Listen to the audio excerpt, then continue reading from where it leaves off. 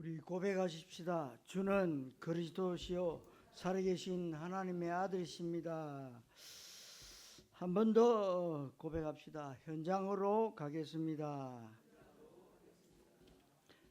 오늘 누가복음 15장 11절부터 다 읽어야 되는데 여러분들이 집에 가셔서 11절부터 읽으셔야 이해가 됩니다.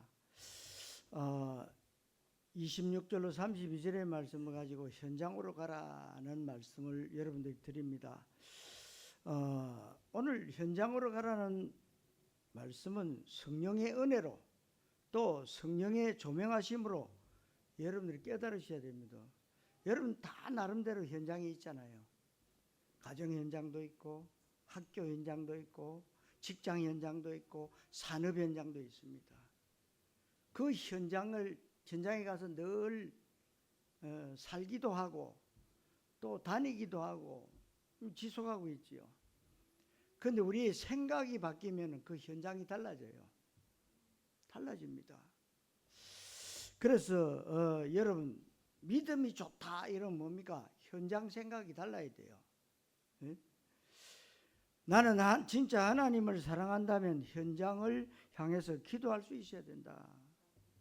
그리고 내가 신앙생활 바르게 잘하고 싶다면 현장 마인드를 가져야 되고 내 마음과 우선순위가 있어야 됩니다. 왜냐하면 이유는 간단해요. 하나님은 모든 관심은 현장에 있습니다. 그 현장에 우리의 모든 응답과 축복이 다 있고 우리의 미래와 후대는 현장 속에 응답이 다 있다는 것을 여러분들이 아셔야 됩니다. 오늘 현장으로 가는 중요한 말씀에 중요한 은혜를 받게 되시기를 바랍니다. 오늘 누가복음 15장의 집 나간 탕자 비유의 말씀인데 조금 더 과거와 다르게 복음과 전도 관점에서 봐야 된다고 말씀드리고 싶습니다. 집 나간 탕자가 고생하고 다시 돌아왔을 때 아버지가 기뻐하고 당연한 얘기지만 사실은 그것만큼 중요한 것은 집안에 있는 탕자입니다. 집안에 누가 탕자가 어디 있냐? 큰아들이에요.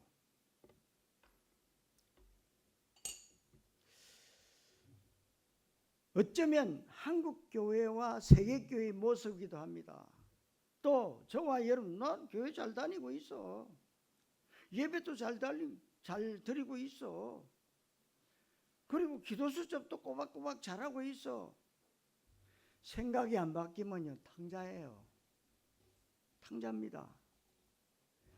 무슨 말입니까? 형님이 맞다면 아버지의 소원이 뭐냐? 동생이 아버지가 주신 재산 가지고 나갔는데 보니까 저게 틀림없이 거지 될 거야. 그럼 큰아들은요 저놈이 어디가 있는지를 대충 안단 말이요. 왜? 다 저끼리 뭐 얘기한 것도 있고 있으니까. 그럼 뭡니까? 찾으러 나가야 돼요. 아버지가 그렇게 기다리면 형이 찾으러 나가야 됩니다. 그런데 왜 안 나갑니까? 지 가지고 다 가지고 왔는데 뭘 내가 찾을 게 뭐 있냐? 지 마음대로 사는데. 여러분 그게 아닙니다. 형이라면 동생 찾으러 나가야 돼요.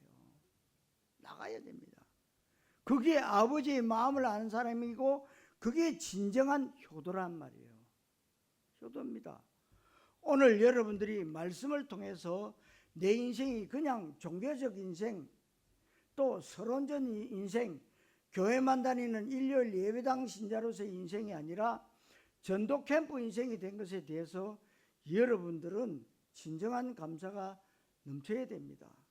전도 캠프는 정말 하나님이 기뻐하시는 거예요. 그래서 여러분들이요 전도 캠프하고 계시잖아요. 그래서 여러분들이 먼저 생각을 바꾸라. 여러분 자신이 먼저 생각 바꾸는 게 캠프예요. 그럼 첫째로 하나님 떠난 인생입니다.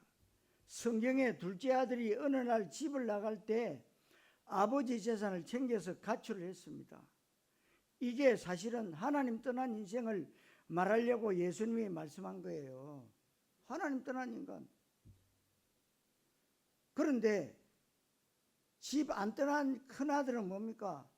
나는 아버지 잘 봉양해드리고 효도하고 나는 너무너무 밭에 일 잘하고 있어. 나는 죄 없어. 무슨 말입니까? 원죄를 지금 말하고 있는 거예요. 원죄. 근데 너무 세상적으로요, 좋은 일 착한 일 많이 하는 사람, 또 마음이 고운 사람, 마음이 여린 사람은요 절대 원죄를 못 깨닫습니다. 인정 안 해요. 나 죄 지은 게 없대. 그래서 오늘 큰아들이 당자다 하는 말을 여러분들이 아셔야 되는 거예요. 응? 집 나간 순간에 둘째 아들의 인생은 비참하게 됩니다. 집 나가서 잘 되는 경우가 있기는 있어요. 그러나 여러분, 자식이 부모를 떠나는 것이 뭐 당연한 원리 있는 원리입니다. 왜? 결혼하면 떠나는 거지. 또 뭐 장성하면 또 나갑니다. 그러나 오늘 이 말씀을 통해서 무엇을 봐야 하느냐? 하나님 떠난 인생은 하나님 떠나는 순간 죄와 저주와 지옥 권세에게 붙잡히게 되고 그 인생은 비참하게 된다, 그 말입니다. 망할지도 모른다가 아니라 완전 저주받고 심판받고 지옥 가게 됩니다. 이게 하나님 떠난 인생의 모습이고 여기에는 불행과 죽음과 저주와 지옥 권세가 확정되어 있는 것입니다. 그리로 가는데 여러분들이 나도 모르게 세상 나가서요, 나는 뭐 잘되기를 원한다 가는데 그게 망하는 길이라.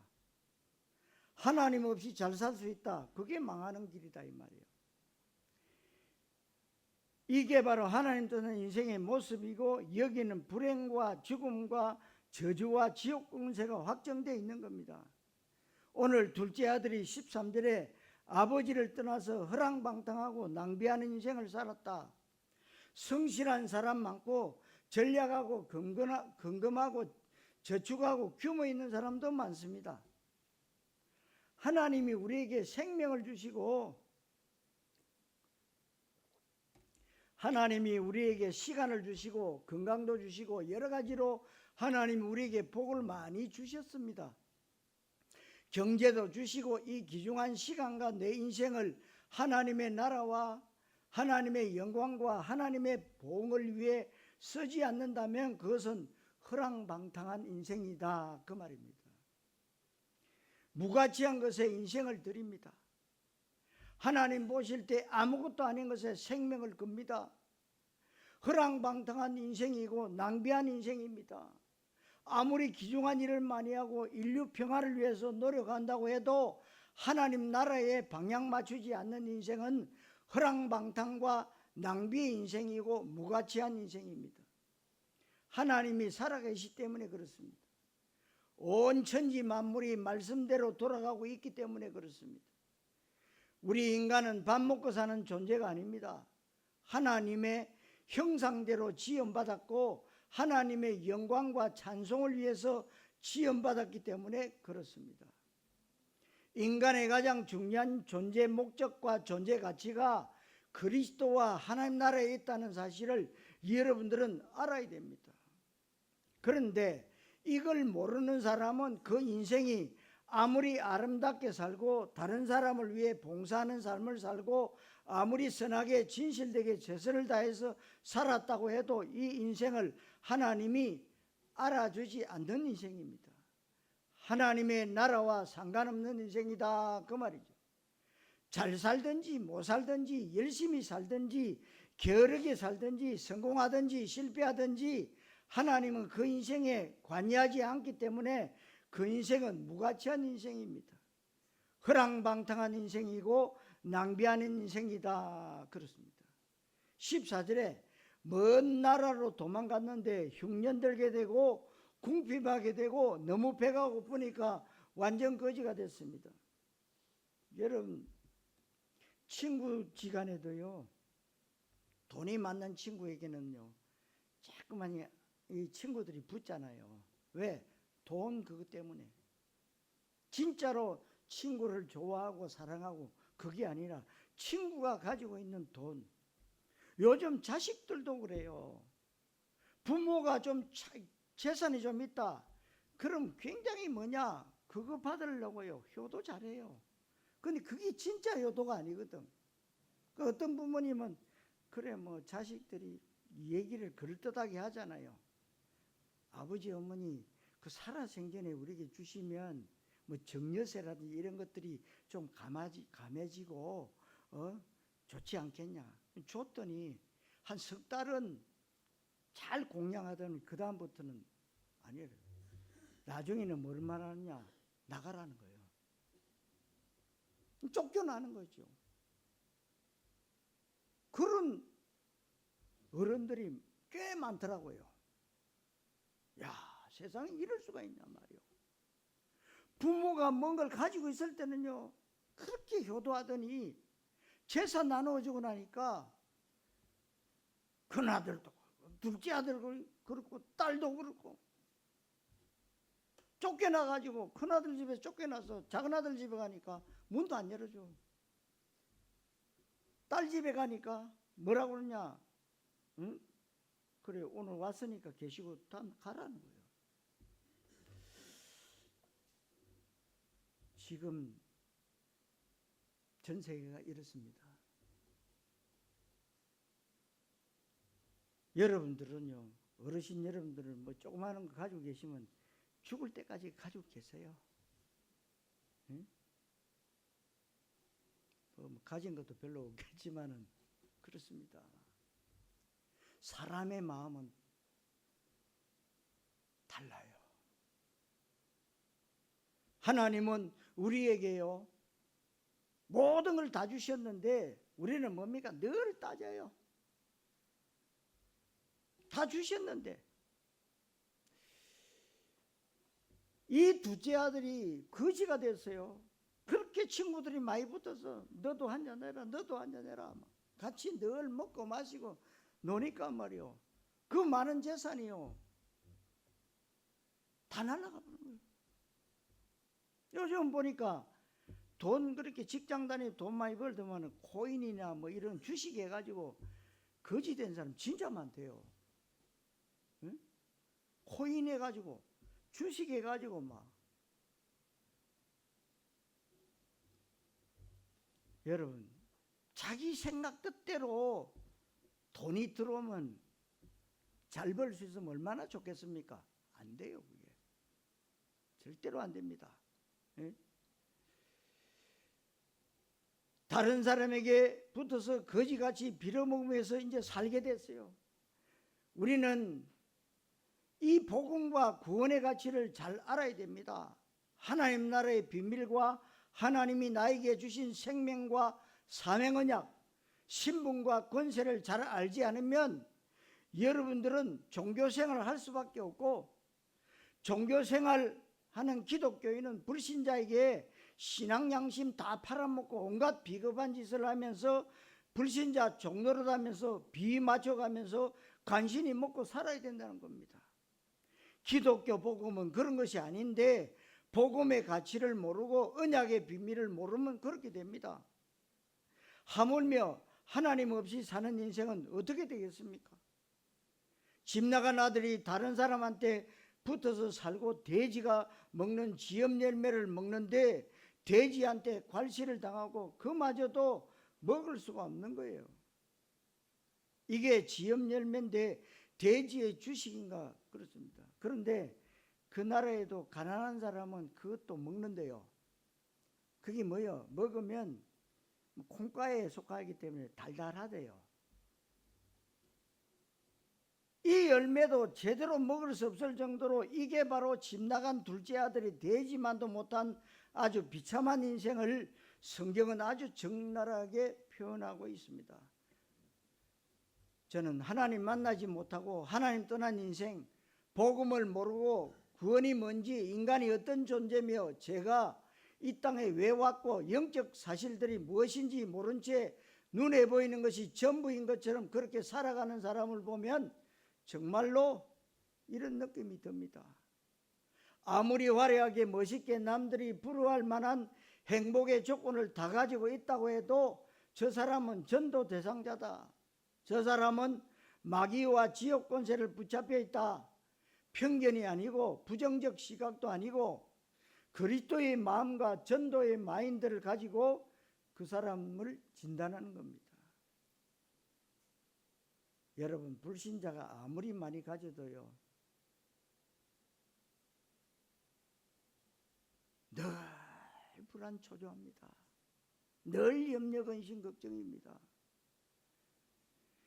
그런 사람의 성공, 그 사람의 열심과 노력, 그 사람의 훌륭한 모습을 물론 인정하고 존경해 줄 수 있습니다.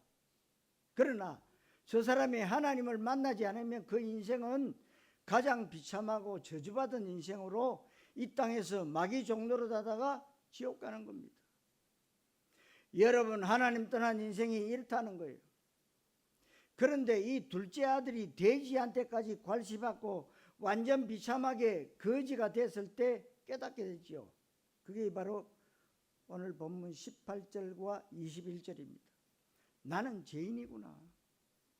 아버지 집에 모든 것이 다 있는데 내가 아버지 집에 돌아가야겠다. 아들이라고 하기에는 너무 창피하니까 아버지 집의 종으로 품꾼의 하나가 돼도 먹고 사는 것 걱정 없겠다는 생각을 합니다. 그래서 여러분들이 지금 우리나라 지금 저 위에 있는 북한 우리 동포들 왜 탈북하는 줄 아십니까? 먹을 것 때문에요. 먹을 것을 주지 않는데요. 그래서 여러분 아시다시피 김일성이가 그 나라를 다스릴 때는 우리나라가 훨씬 못 살았답니다. 그런데 김정일 때부터 뭡니까? 고난의 행공이 시작됐다. 그때 아사헨 사람이 뭐 공식적으로는 300만 명이라고 그러는데 죽은 사람이 지금은 그보다 더 많이 죽고 있다는 거예요. 아예 이제 배급도 다 끊겼다는 거예요. 여러분, 군대 생활 여자든 남자든 10년 하는데요, 월급이 없대요. 월급을 안 준대요. 그래서 지금은 옛날하고는 달라가지고 뭐 폭동을 뭐 그렇게 일으키고 그런다고 해요. 여러분, 우리가 하나님 못 만나면은요, 진짜 영적인 거지라 이 말이에요. 영적인 거지. 가장 우리가 위대한 순간이 언제입니까? 내가 깨달을 때, 아, 나는 죄인이구나. 내가 아버지께 가야겠다. 그럼 끝나는 거 아닙니까? 둘째 아들에게 가장 위대한 순간이 온 것입니다. 이때 둘째 아들은 행복이 예견되는 것이 아니라 불행이 끝나는 것이 아니고 완전 확정되는 겁니다. 성도 여러분, 현장으로 가셔서 정말 둘째 아들 같은 그런 사람 살려내는 정인의 삶을 사시기를 주님의 이름으로 축원합니다. 두 번째로 아버지의 마음입니다.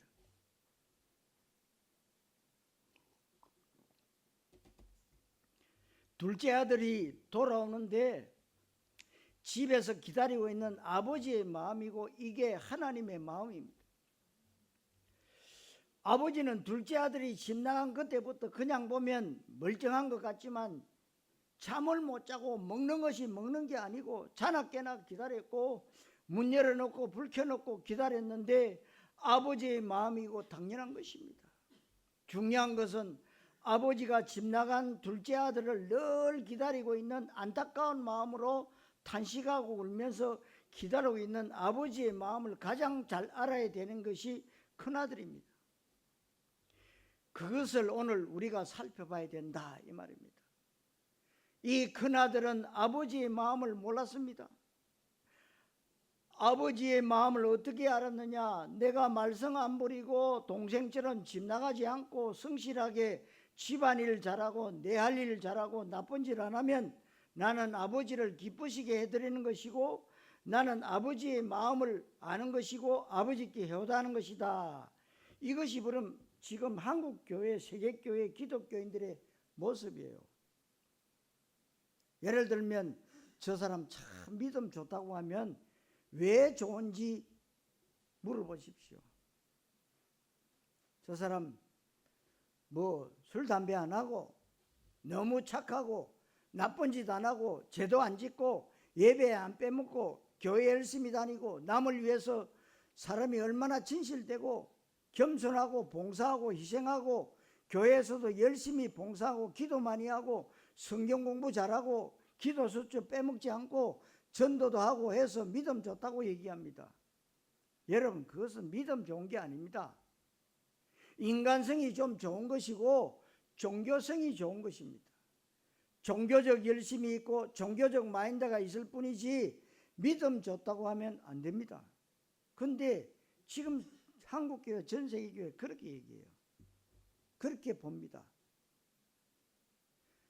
이 큰아들을 보고 진짜 효자라고 하면 어떻게 되겠습니까? 큰아들이 아버지께 잘하는구나, 큰아들이 아버지를 기쁘시게 해드리는구나, 이렇게 말하면 굉장히 잘못이지요. 이 큰아들이 잘못한 것 없습니다. 너무 모든 것을 잘하고 있습니다. 절대 말썽 안 부립니다. 너무 모범적입니다. 가정적입니다. 자기 일에 성실하게 최선을 다합니다. 그래서 지구가 망하는 것인데, 여러분, 지구가 망하는 이유는 큰아들 때문에 망하는 거예요. 왜 그러냐? 교회는 열심히 다니고 나쁜 짓 안 하고 모범적이고 경건생활도 잘하고 교회 봉사도 많이 합니다. 그런데 아버지의 마음을 몰라요. 아버지의 마음은 그리스도와 하나님의 나라입니다. 아버지의 마음은 구원과 전도입니다. 선교입니다. 하나님의 모든 관심은 모든 사람이 구원받는 것입니다. 하나님의 모든 눈길은 한 영혼의 구원받고 누군가가 여기에 정확한 복음을 전하고 전도해서 한 생명이 탄생하는 것 중심으로 하나님은 지구를 움직이고 역사를 움직인다는 사실입니다. 그걸 여러분들이 보실 줄 아셔야 돼요. 그러니까 여러분들이 성경을 쭉 보면 역사구나, 아닙니다. 물론 역사 맞아요. 그러나 하나님이 어떻게 하셨는가를 여러분들이 그걸 볼 줄 알아야 돼요. 그걸 볼 줄. 여러분, 왜 이스라엘 백성들이 400년 넘게 종노릇 했습니까? 모세가 없었어요. 모세가 없어. 이 백성을 구원할 모세가 안 태어난 거야. 이상하지요.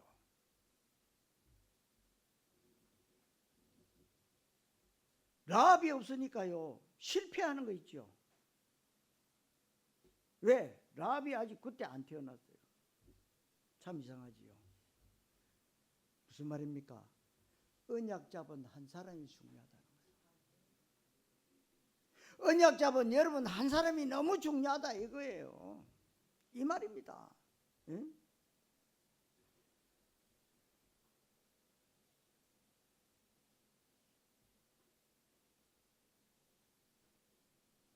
이걸 모르고 경건생활 잘하는 것은 신앙생활 잘하는 것이 아닙니다. 이걸 모른 채 굉장히 모범적으로 살고 선행봉사를 많이 한다고 믿음 좋다고 말하면 굉장한 착각입니다. 그게 바로 사단 마귀에게 속는 거예요.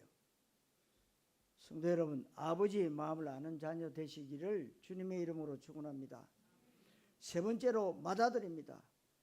본문에 있는 맏아들은 여러분들이 잘 봐야 되는데 로마서 8장 29절에 그 아들의 형상을 본받게 하기 위하여 맏아들이 되게 하려 하심이니라. 저와 여러분들은 누구냐? 맏아들입니다. 우리 집안에서 나 혼자 예수 믿는데 맏아들이요. 왜? 우리 집안 복음화를 위해서 하나님이 먼저 믿게 하신 거예요. 그리고 맏아들의 특징은 유산을 상속받는 것입니다. 그래서 여러분들이 뭐예요? 하나님의 영원한 기업이다. 하나님의 영원한 유산이다. 하나님의 영원한 작품이다. 그랬어요. WRC 때 우리 주신 말씀 아닙니까? 그러면 유산을 상속받는단 말이에요. 여러분들은 이미 뭐요? 유산을 상속받았어요. 다 주었노니 그랬거든. 받은 게 없대요. 이게 문제입니다. 언약의 계보를 이을 자, 하나님의 나라, 하나님의 뜻, 그리스도 세계복음화를 이룰 자 맏아들입니다. 맏아들이라는 단어 속에는 남녀노소, 신분, 직업의 기천이 상관이 없습니다. 우리를 맏아들 되게 하신다는 것입니다. 하나님의 아들의 형상을 본받게 하기 위하여 그리스도를 그리스도 되게 하고 복음을 복음 되게 하고 하나님의 언약, 그리스도 세계복음화의 언약이 계속 전달되고 237 5천 종족 세계복음화 되어져야 되기 때문에 하나님이 여기에 우리를 전달자로 하나님 나라의 유산의 상속자로 하나님 뜻과 하나님의 나라를 이룰 자로 237 5천 종족 세계복음화의 주역으로 우리를 부르셨다는 것이 바로 맏아들의 의미입니다. 그렇다면 맏아들이라는 단어 속에 모든 것 다 있습니다. 여러분들은 예수는 그리스도 모든 문제 해결자를 알고 있지 않습니까? 그리스도 그분이 십자가에서 다 이루었다고 했고 그리스도 그 안에 모든 것이 다 있다고 했고 하나님이 자기 아들과 함께 모든 것을 다 주셨다. 마태복음 16장 16절에 요한복음 19장 30절에 골로새서 2장 3절에 로마서 8장 32절에 여기 다 있습니다. 그런데 지금 거의 대다수의 기독교인들은 하나님 앞에 맨날 문제 타령하는데 너무 힘들다고 문제 해결해 달라는 겁니다. 이게 예수 믿는다는 것과 극히 모순이죠. 예수는 그리스도 다 끝났는데 또 문제에 매여 있고 다 주셨는데 또 달라고 하고 이것은 그리스도 복음의 가치가 발견되지 않았기 때문에 달라고 하는 겁니다. 그러면 어떻게 됩니까?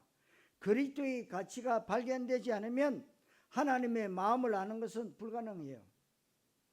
하나님의 마음이 어느 정도냐? 둘째 아들이 돌아오는데 아직도 거리가 먼데라고 했습니다. 거리가 멀면 사람 얼굴이 안 보이는데 성경에 왜 거리가 멀다고 했겠습니까? 사람 얼굴을 구분할 수 없지만 거리가 멀어도 아버지는 알고 목이 빠지게 기다리고 있기 때문에 그렇습니다. 여러분들은 여러분 얼굴은 잘 안 보이도 오는 걸음걸이만 봐도 알아요. 여러분이 어르신 여러분들의 걸음이요 여러분 자녀들의 걸음하고 똑같아요. 어떤 사람은 늘 뭐냐 뒷짐지고 다니는데 근데 나중에 보니 아들도 뒷짐지고 다녀.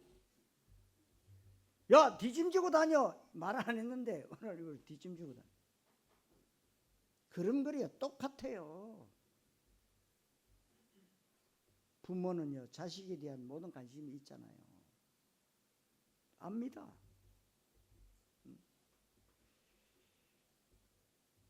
여러분 한 가지를 집중하면 잘 보이는데 거리가 먼데 딱 보니까 둘째 아들이라. 다른 사람은 안 보이는데 아버지는 보이는 거예요.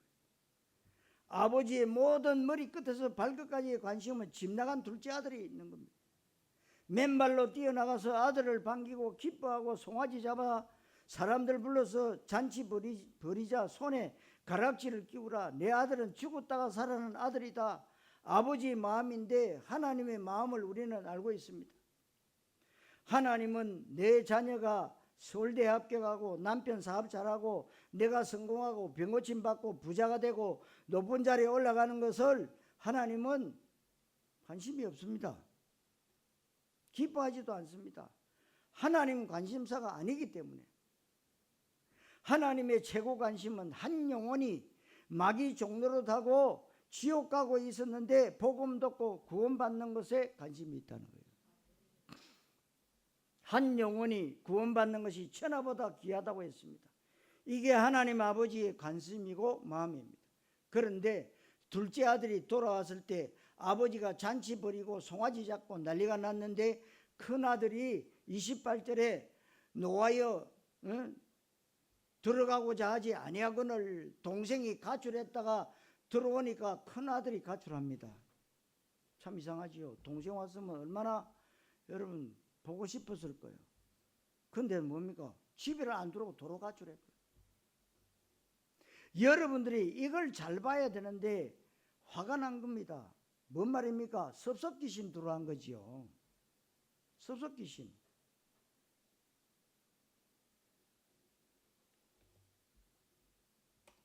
섭섭귀신은요, 그 누구도 못 말려요. 우리 다락방 안에서도 섭섭귀신 들어와서 나간 사람이 지금 굉장한 무리를 일으키고 있습니다. 그래서 저희 교회도 몇 가정이 왔다가 갔어요. 그것 때문에. 또 이번 화요일 날 또 이렇게 한다고 그러는데,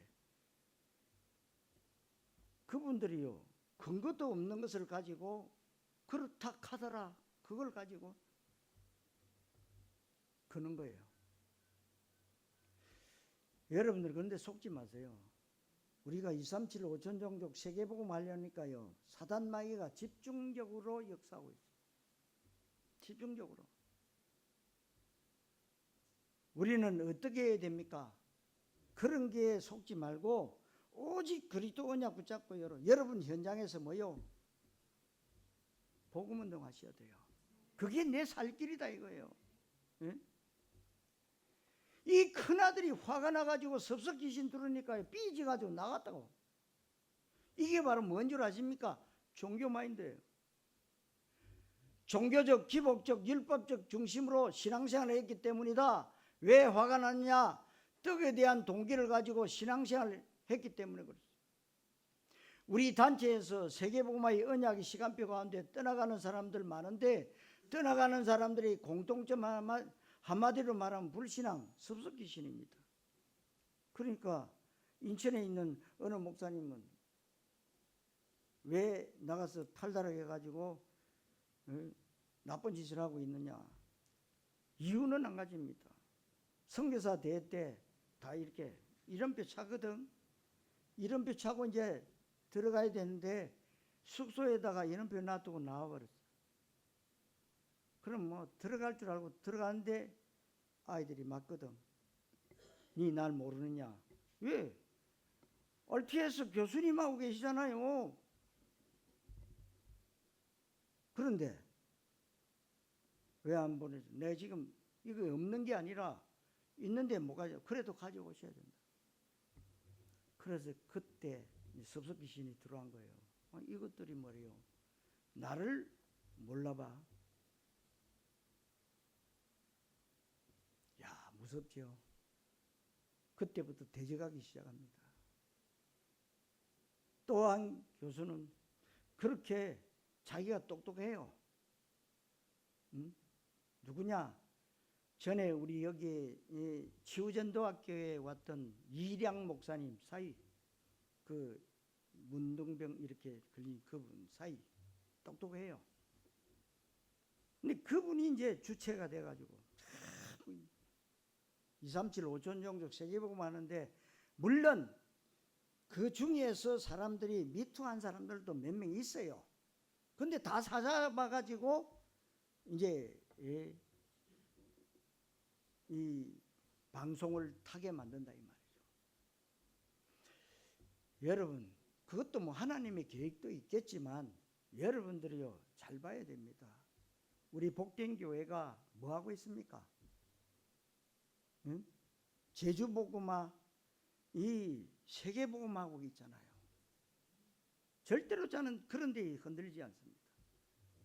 왜 우리가 비싼 밥 먹고 마귀를 기쁘게 합니까? 그게 바로 뭐냐? 불신앙의 모습이에요. 대다수는 섭섭마귀한테 당하고 삐진마귀한테 당해서 섭섭마귀와 삐진마귀를 이기질 못했고 섭섭하고 삐져가지고 떠나간 거예요.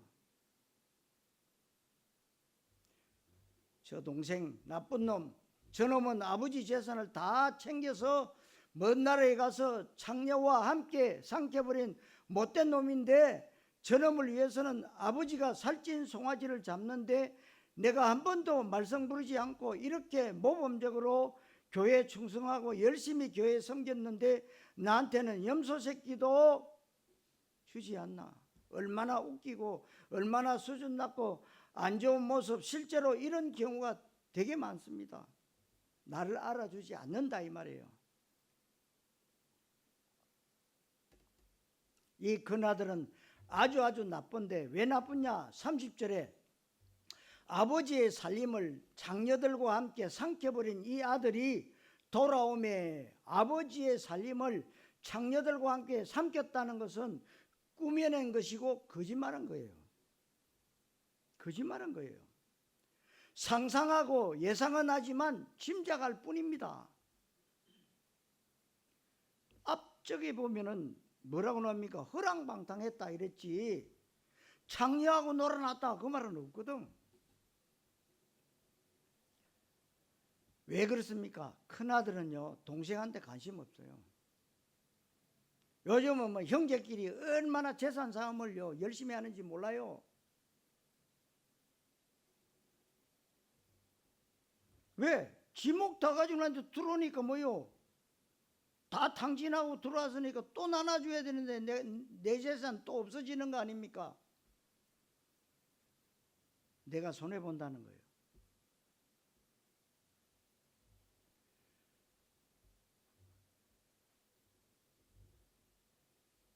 그러니까 관심이 없고 자기가 뒷조사한 것도 아니고 따라가 본 것도 아니고 눈으로 본 것도 아닌데 그냥 대변에 이렇게 거짓말한단 말이에요. 지금 우리 다락방을 고발한 사람들도 다 그래요. 자기 본 것도 없어. 그렇다 하더라. 사람들이 확인을 했어도 말하면 안 되는데 확인도 안 된 것을 말하는 경우가 많습니다. 성경에 언제 둘째 아들이 장녀들과 함께 아버지 재산을 삼켰다는 말이 없지 않습니까? 그냥 허랑방탕하고 낭비하고 돼지한테 괄시받고 굶주렸다는 것을 성경에서 얘기한 것은 둘째 아들이 구체적으로 어떻게 살았는지에 대해서는 말하지 않고 있는데 큰아들이 아버지 살림을 장녀들과 함께 삼켜버렸다고 거짓말을 하고 있다 이 말이에요. 더군다나 큰아들은 자기 동생에 대해서 내 동생이라는 얘기도 안 하고 내 동생 누구라고 이름을 부르지도 않고 다정한 얘기가 하나도 없고 동생 돌아온 것에 대해서 기뻐하거나 반가워하는 것이 전혀 없습니다. 그냥 이 아들 남이고 자기 동생이라고 얘기하지 않는 것은 집안의 큰아들, 집안의 탕자입니다. 이게 바로 지금 한국교회와 세계교회의 모습일 수도 있습니다. 왜 그러냐? 분명히 말썽 안 부리고 나쁜 짓 안 하고 모범적으로 경건생활 하고 교회 봉사 잘하지만 현장에 관심이 없습니다. 전도라는 단어를 들을 때 느낌이 달라야 됩니다. 그리고 현장은 하나님의 나라, 전도, 선교, 제자, 후대 이런 것을 얘기할 때 내 속에 느낌이 달라져야 됩니다. 아, 이게 바로 하나님의 소원이구나. 여러분들 보고 뭐 하라는 게 아닙니다. 이 중심에 오는 그 말씀이 달라져야 된다는 거죠. 아, 하나님의 소원이 이거구나. 오로지 내 자식 잘돼야 간증하고 우리 집안 식구들 건강하고 화목해야 그것 간증하고 그것 때문에 기뻐하고 감사하지 진짜 하나님이 원하시는 것에 방향을 맞추지 못하고 있다 이 말입니다. 이게 바로 집안에 있는 큰아들의 모습이에요. 이때 아버지가 너무 화가 나서 집에 안 들어가겠다는 큰아들을 향해서 뭐라 그러냐? 애야, 큰아들아, 내가 항상 너와 함께 있지 않냐? 너가 항상 나와 함께 있지 않냐? 그러니까 내 것이 다 네 것 아니냐 그랬습니다. 예수는 그리스도 모든 문제 해결자, 그리스도 한 분만으로 충분하고 완전하고 모든 것이다. 다 끝났다. 그것 다 내 것이다. 다 네 것인데 이건 모른다는 말은 그리스도에 대한 답이 안 났다. 내가 믿는 예수가 어떤 분이고 하나님의 복음이 얼마나 어마어마하고 나에게 일어난 구원의 축복이 얼마나 엄청난지를 모른 채 종교적 동기 가지고 떡에 대한 목적을 가지고 신앙생활을 할 뿐이라는 겁니다. 그러다 보니까 굉장히 율법적이고 종교적이고 기복적이게 송아지에 시험된 겁니다. 저 못된 놈한테는 살찐 송아지를 주고 나한테는 내 친구들과 함께 염소 새끼 잡아서 잔치한 적도 없는데 너무 불공평하다. 이게 바로 기복주의에 빠져있는 신앙인의 모습입니다. 율법주의, 종교주의에 빠져있는 겁니다. 예수님은 이 사실을 알고 계셨기 때문에 마태복음 16장 13절 14절에서 질문한 거예요. 사람들이 나를 다 틀리게 알고 있다. 나를 세례 요한이다, 엘리야다, 예레미야다, 선지자 중에 하나로 알고 있지 않느냐? 이 말은 예수를 떡의 메시아, 정치적 메시아, 어떤 육신적인 메시아를 알고 있고 기독교는 사회 구원에 앞장서는 곳, 예수 잘 믿으면 내가 복 받는다, 기복주의에 빠져 있는 것을 말하는 것입니다. 이런 사람들을 데리고는 예수님이 함께 세계복음을 할 수 없기 때문에 그래서 다시 한번 신앙 고백을 원한 것입니다. 그때 16절에 마태복음 16장 16절에 주는 그리스도시요 살아계신 하나님의 아들이심이라고 베드로가 고백한 겁니다. 그걸 원하시는 거예요. 사람들은 지금 나를 틀리게 알고 있는데 너희들은 나를 누구라 하느냐? 그래서 베드로가 예수님에게 고백한 겁니다. 예수는 그리스도 모든 문제 해결자, 그리스도 한 분만으로 충분하고 완전하고 모든 것이다. 다 끝났다고 고백한 것입니다. 물론 시간이 좀 필요하지요. 내가 고백한 그리스도가 나의 그리스도가 되기 위해서 나에게 남아있는 종교, 율법, 기복, 이 잔재 뿌리 각인 이게 없애는 작업을 해야 되기 때문에 시간이 좀 필요하다 이 말이에요. 맏아들은 아버지한테 그냥 보면 잘한 것 같지만 가장 불의한 놈이고 가장 나쁜 믿음의 사람이에요. 그러니까 둘째 아들 구원받는 것, 사람들이 전도가 되고 현장에서 치유받고 흑암 꺾이고 하는 것, 우리가 우리 단체에서는 하는 운동이 오로지 그거잖아요. 생명 살리는 일. 정확하게 그리스도 원색 복음만 말하고 현장의 흑암 연세를 꺾고 전도 제자 후대 문이 열리고 많은 영혼이 복음 듣고 구원받고 우리 렘트들 후대들이 후대 비전을 가지고 그리스도 세계복음화의 언약 붙잡고 이것을 시기 질투하고 이걸 문제 삼고 시비 거는 사람들, 그런 교단들, 교리, 교파들이 맏아들과 똑같다 그 말입니다. 우리가 예를 들어서 길을 가다가 갑자기 어떤 사람이 쓰러졌을 때 어떤 사람이 이 사람을 응급처치를 했다. 훈훈한 뉴스만 들어도 기분 좋잖아요. 이 사람이 죽을 뻔했는데 인공호흡에서 살아났다. 양심이 조금이라도 있다면 박수 다 쳐줍니다. 잘했다. 교회가 각 교단이 우리한테 박수 쳐주지는 못할 망정 그렇게 비난하고 있는 겁니다. 뭐라고 비난하는 줄 아십니까? 그러면 너것만 구원받고 우리는 구원 못 받나? 이렇게 얘기해요. 그러니까 이 복음을 꽤 오해한단 말이야. 제가 이게 복음에 대해서 이렇게 우리 형님에게 좀 설명하니까 딱 그 얘기를 하는 거 있죠. 그러면 니만 구원받고 우리는 구원 못 받냐? 구원 못 받은 거냐? 이렇게 머리가 돌아간다. 그게 뭔 줄 아십니까? 종교율법이다 이 말이요. 그런 말이 아니잖아요. 지금 현장에 죽어가는 영혼에게 예수가 그리스도다, 사주팔적 운명에서 매 저주가운데 죽어가는데 그거 말해가지고 살리는 게 복음이지. 그러니까 뭡니까? 이 동네 사람들 싹 다 우리 교회는 또 틀린 교회다 그렇게 알고 있어요. 틀린 교회가 아니라 오직 그리스도만 말하는 성경적 전도만 하는 교회예요. 여러분 아셔야 돼요. 이게 아무나 하는 게 아니에요.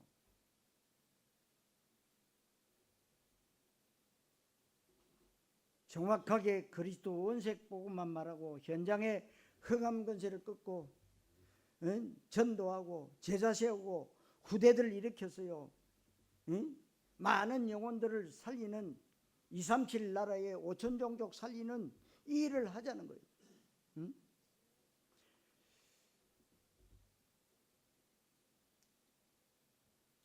결론적으로 우리는 여러분들은 동생을 찾아 나서야 돼요. 오늘 말씀을 보면서 우리는 간단한 결론을 내려야 됩니다. 종교적 믿음할 때는 탕자의 비유를 종교 속에서 설교할 때는 집 나가면 안 된다. 예수 믿고 돌아와서 아버지의 기쁨이다. 아버지가 잔치를 벌인다 정도였는데 우리는 여기에 한 가지를 더 강력하게 얘기를 드리는 겁니다. 동생 찾으러 바로 나가야 되는 것이 진짜 아들이다 이 말이에요. 동생 찾아 나서야 진짜 효도하는 것이고 이게 진짜 아버지의 마음을 아는 겁니다. 기독교인이 그렇게 해야 됩니다.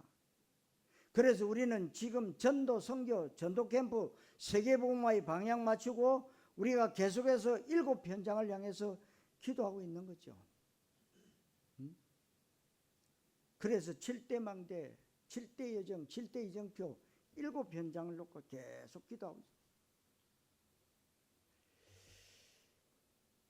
이게 얼마나 큰 축복인지 여러분들이 실제 응답의 주역으로 여러분 누리셔야 됩니다. 하나님의 마음, 하나님의 탄식. 32절에 내 동생은 죽었다가 살아났으니 내가 잃었다가 얻었기로 우리가 즐거워하고 기뻐하는 게 마땅하다. 하나님의 마음이에요. 하나님의 탄식입니다. 집 나간 아들을 계속 기다리니까 거리가 멀어도 뛰쳐나가는 겁니다. 이게 바로 내 관심이 되고 내 탄식이 되어야 된다 그 말. 그래서 우리는 큰아들과 같이 일요일 예배당 신자 되면 안 됩니다. 경건생활만 잘하고 말썽 안 부리고 죄 안 짓는다고 믿음 좋은 게 아니라 동생을 찾아 나서야 됩니다. 현장과 전도와 제자를 이렇게 세워야 된다. 그게 바로 전도, 선교, 전도 캠프 인생을 통한 세계복음화 언약이고 우리가 지금 계속 이 흐름 속에서 응답을 누리고 있는 겁니다. 현장으로 가라는 말씀이 여러분 평생의 응답과 축복이 되시기를 그리스도의 신 예수님의 이름으로 축원합니다. 기도하겠습니다. 하나님 은혜를 감사드립니다. 좋은 믿음은 내가 믿는 예수가 어떤 분인지 바르게 아는 것이고 하나님의 소원과 관심이 무엇인지 바르게 알고 거기에 내 삶의 목적과 이유를 맞추는 것인데 그래서 그리스도가 내 인생의 유일한 해답이요 하나님의 나라가 내 삶의 목적되게 하심을 감사드립니다. 그리스도 세계복음화 언약 가운데 계속해서 현장을 해서 기도하고 전도 캠프 축복 누리는 귀한 전도자들 되게 하옵소서. 그리스도의 신 예수님의 이름으로 기도하옵나이다. 아멘.